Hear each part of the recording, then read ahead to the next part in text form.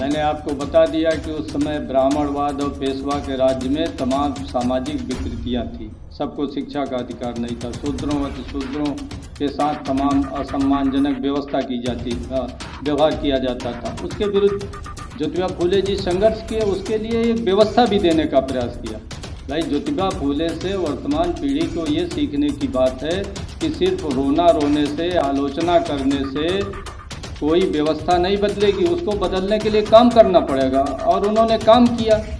तो कैसी व्यवस्था थी जब उसको दिखाया जाएगा तो जिन लोगों ने व्यवस्था बनाई है तो उनको तो आपत्ति होगी ही ना। अगर उनके पापों को उसमें दिखाया जा रहा है तो निश्चित रूप से उनको आपत्ति होगी। इस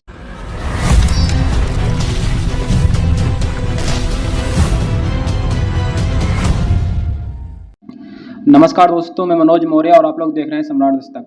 दोस्तों आज हम सर के साथ मौजूद हैं। हमारे साथ हैं तपेंद्र प्रसाद साग जी। आज इनसे जानेंगे जो हमारी राष्ट्रपिता ज्योतिबा फूले जी की जो मूवी रिलीज होने वाली थी वो 11 अप्रैल को रिलीज होने वाली थी। अब उसको आगे बढ़ा दिया गया, यानी कि 25 अप्रैल को रिलीज की जाएगी। तो उसमें कुछ सीन भी हटाए गए हैं, उनके बारे में आज चर्चा करेंगे सर के साथ। तो सर आपको स्वागत है हमारे चैनल में। देखिए, राष्ट्रपिता ज्योतिबा फूले के बारे में जो मूवी बनाई गई थी ये 11 अप्रैल को रिलीज होनी थी, उनके जन्मदिन पर। तमाम संगठनों ने, इस देश के तमाम सामंती मनुवादी संगठनों ने उसका विरोध किया और उसका रिलीज स्थगित कर दिया गया। और स्थगित करने के बाद जो सेंसर बोर्ड है उसने उसके स्क्रिप्ट की समीक्षा की, उसके डायलॉग की समीक्षा की, उसके सीन की समीक्षा की। और ऐसे उसमें उनको लगा कि ऐसे तमाम स्क्रिप्ट, सीन और डायलॉग हैं जो किसी खास एक वर्ग को अच्छा नहीं लग रहा है। लेकिन जो ऐतिहासिक चरित्र होते हैं उनके बारे में जब कोई पिक्चर बनती है तो उस समय की जो सामाजिक व्यवस्था होती है उसको हूबहू रिक्रिएट किया जाता है। उस समय की शब्दावली प्रयोग की जाती थी। उस समय की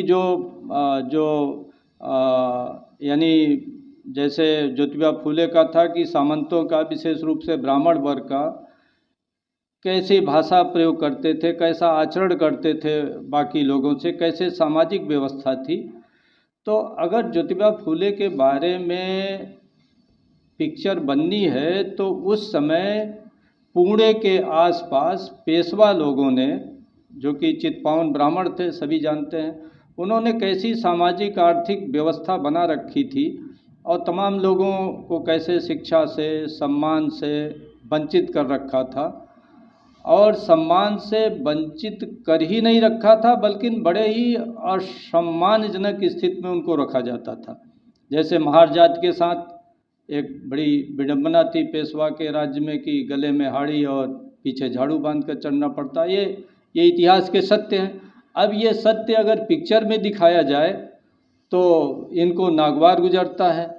तो जो चीज़ें सत्य हैं वो इसलिए दिखाया जाता है कि हम अपने इतिहास से इतिहास का अध्ययन करके ये देखें कि जो समाज को विकृत किए, जो हमारे इतने लोगों को बड़े ख़राब स्थिति में रखे, असम्मानजनक स्थिति में रखे, जिससे देश कमज़ोर हुआ, समाज टूटा।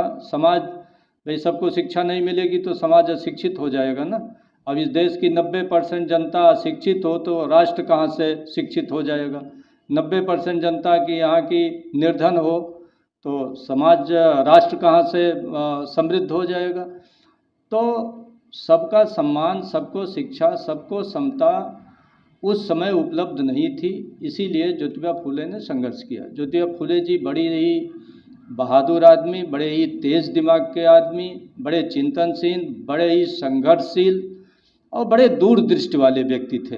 उन्होंने देखा कि भाई जो वर्तमान परिस्थिति है उससे उबारने के लिए क्या किया जाए। तो जो वर्तमान परिस्थिति उस समय पूना के आसपास थी, निश्चित रूप से जब ज्योतिबा फूले पर फिल्म बन रही तो उसका चित्रण होगा, भाषा भी वही प्रयोग की जाएगी, उसी प्रकार के चित्र और दृश्य भी दिए जाएंगे। और ज्योतिबा फूले ने जो कुछ किया और जिन लोगों ने उनका विरोध किया वो भी दिखाया जाएगा।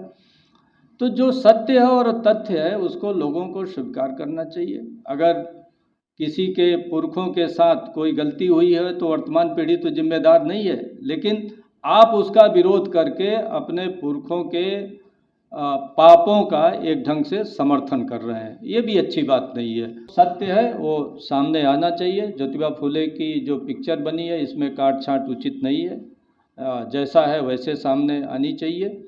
क्योंकि जो जैसा मैंने कहा कि जब किसी के बायोग्राफी पर बनता है तो वो इतिहास का भी डॉक्यूमेंटेशन होता है। फिल्म है, थोड़ी बहुत कल्पना चलती है, लेकिन कल्पना का मिश्रण ऐतिहासिक व्यक्तित्वों के साथ वही होना चाहिए जहां थोड़ा बहुत पिक्चर को चलाने के लिए ज़रूरी है। बाकी उसमें ऐतिहासिक सत्य और तथ्य ही होने चाहिए। बाकी सर, जैसे अभी 25 अप्रैल को फिल्म रिलीज करने को बोल दिया गया है, अगर फिल्म रिलीज नहीं होती है तो आपके उस पर क्या रणनीति होगी? भाई, फिल्म रिलीज नहीं होगी तो देश के सारे लोग जो ज्योतिबा फुले के प्रति जिनकी आस्था है, जिनका सम्मान है, जो लोग ज्योतिबा फुले के कृतित्व व्यक्तित्व उनके कार्यों से प्रेरणा प्राप्त कर रहे हैं, वो लोग विरोध कर रहे हैं और ये विरोध जारी रखेंगे। ज्योतिबा फुले जी को कहीं ना कहीं ST/SC OBC समाज अपना गुरु मानता है और उन्हीं की जो फिल्म बनी है वो रिलीज नहीं हो रही है, तो कहीं ना कहीं एक बड़ा समुदाय उनके साथ है। जैसे कि जिन लोगों ने फिल्म बनाई उन्होंने भी, जो वहाँ के रहने वाले कोई नेता हैं मध्य प्रदेश के, उनसे बातचीत की, और तमाम लोग हैं जो चाहते हैं कि फिल्म रिलीज हो, फिर भी फिल्म रिलीज नहीं हो भी रही है तो काट छाट के साथ हो रही है। ऐसा मतलब उनका क्या कृत्य है जो लोग देखना नहीं चाहते हैं आज के टाइम में? मैंने आपको बता दिया कि उस समय ब्राह्मणवाद और पेशवा के राज्य में तमाम सामाजिक विकृतियां थी, सबको शिक्षा का अधिकार नहीं था, शूद्रों व अतिशूद्रों के साथ तमाम असम्मानजनक व्यवहार किया जाता था। उसके विरुद्ध ज्योतिबा फुले जी संघर्ष किए, उसके लिए एक व्यवस्था भी देने का प्रयास किया। भाई, ज्योतिबा फुले से वर्तमान पीढ़ी को ये सीखने की बात है कि सिर्फ रोना रोने से, आलोचना करने से कोई व्यवस्था नहीं बदलेगी, उसको बदलने के लिए काम करना पड़ेगा। और उन्होंने काम किया, तो कैसी व्यवस्था थी जब उसको दिखाया जाएगा तो जिन लोगों ने व्यवस्था बनाई है तो उनको तो आपत्ति होगी ही ना। अगर उनके पापों को उसमें दिखाया जा रहा है तो निश्चित रूप से उनको आपत्ति होगी, इसलिए आपत्ति हो रही है। और बाकी तमाम फिल्में रही हैं जिसमें अगर कोई किसी वर्ग विशेष को समझ में आता है कि इसमें कोई आपत्तिजनक बात है तो हरदम विरोध हुआ है, और उसमें सेंसर बोर्ड सुनवाई भी करता है।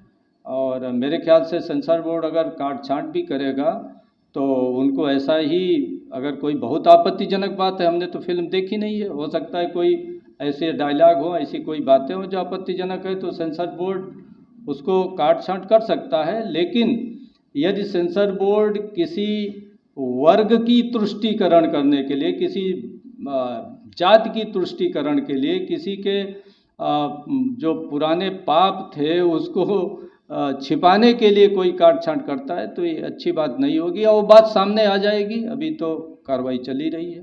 चलिए, बहुत बहुत धन्यवाद सर। Thank you.